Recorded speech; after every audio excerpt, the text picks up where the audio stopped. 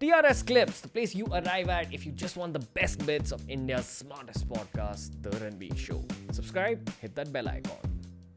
And there has been a lot of public chat on social media about, for lack of a better word, conspiracy theories about this crash. I'd love to know what the army has to say specifically about the crash. Why did it happen? Because there's a lot of research being done about the helicopters used. There's research being done about cybercrime.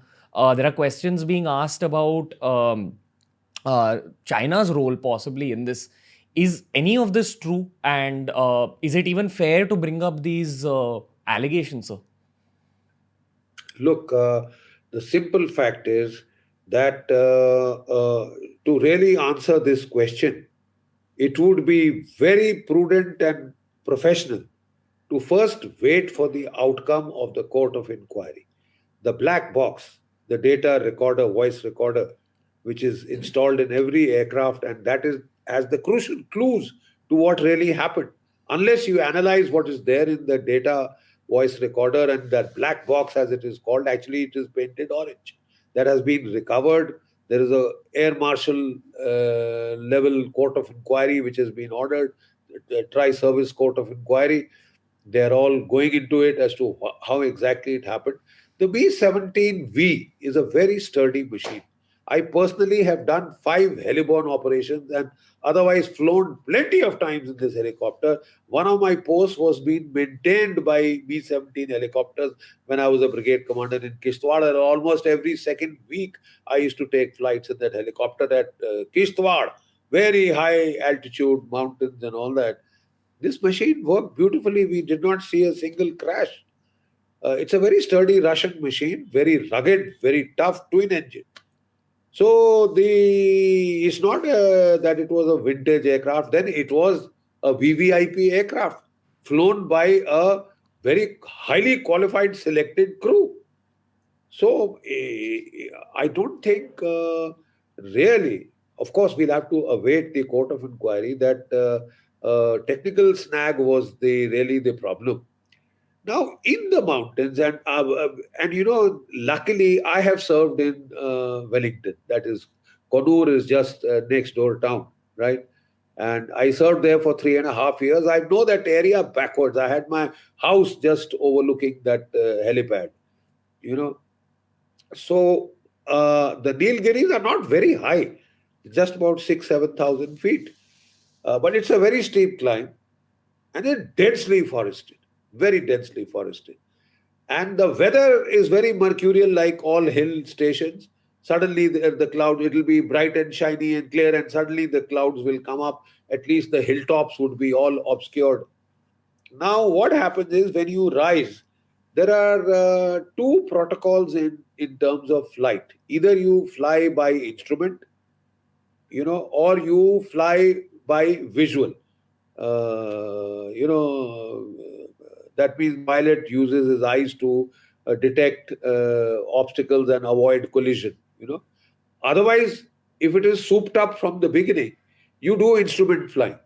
Instrument flying means your radar tell you, your altimeters tell you how high or low you are, and what is up ahead. If there is an obstruction up ahead, the radar pings you. So when the weather is clear and when they took off from Sulur, that is near Coimbatore, the weather was bright and fine. You know, it's as they started climbing up in those 10 minutes, suddenly the top of the hills were all obscured by clouds.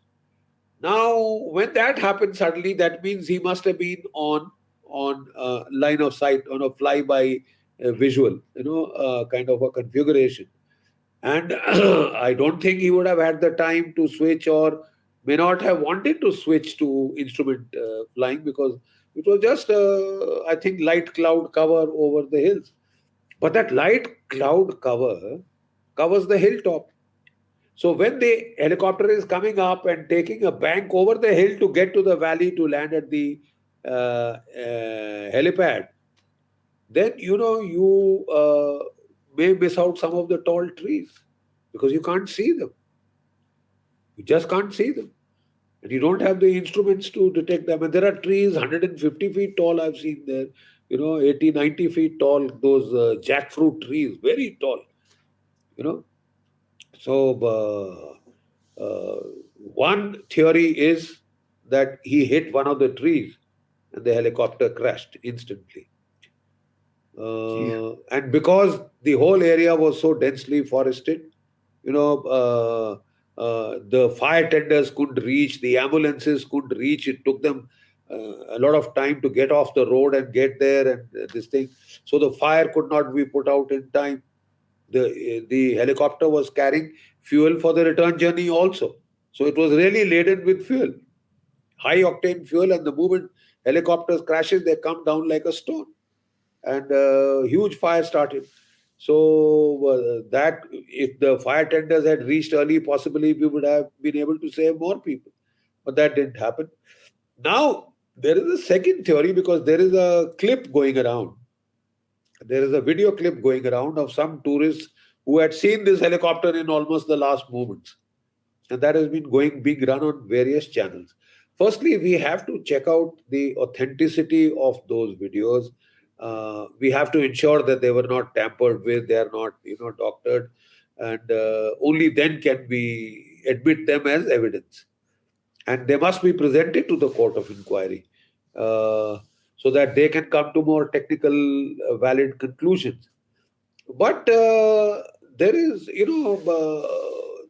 in very similar circumstances, I think about 2 years back, a Taiwanese helicopter had crashed, a Black Hawk, again, a very reliable machine, which has been flying since Vietnam days.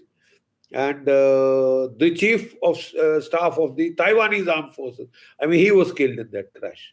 So there was a lot of speculation that the Chinese had a hand in the either sabotage, or perhaps they have developed certain, microwave, kind of instruments which can fry up the circuits.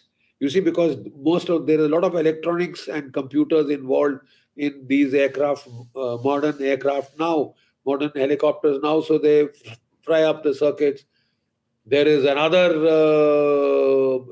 something in the literature which talks of trying to affect the pilot, his cognitive abilities, either by shining laser into his eyes, or psychotronic weapons are being talked of, etc., etc. These are all hypothetical theories right now, and we don't know, because there have been some very unexplained crashes near the Chinese border of Su-30s and aircraft like that. So they were being attributed to what China was doing, right? And but right now, it would be very, very wrong to come and jump to a conclusion. Let the facts speak for themselves. There is an official court of inquiry, and I, for one, would wait before I pronounce any kind of judgment. All that I'm saying is no angle should be ruled out, because the loss to the country has been enormous. Yeah.